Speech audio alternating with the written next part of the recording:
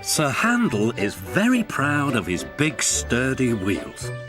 They have broad tyres and hold well to the rails, but they are unusual. One day, the other engines wouldn't stop teasing him. "Look at his steamroller wheels," they joked. "Be quiet," snorted Sir Handel. "You're jealous." "Don't worry," soothed Peter Sam. "The engines all tease me about my special funnel until they learned how useful it is." "Did you hear that?" off Sir Handel. "My wheels are special like Peter Sam's funnel. I can go faster than any of you." Skarloey had a plan to make Sir Handel see sense. "With your grand wheels, Sir Handel," said Skarloey, "you're just the engine to tackle George."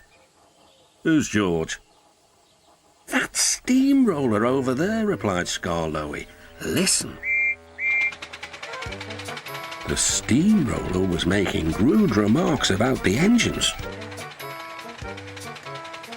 "Railways are no good, turn them into roads. Pull them up, turn them into roads. Railways are no good, turn them into roads. Pull them up, turn them into roads."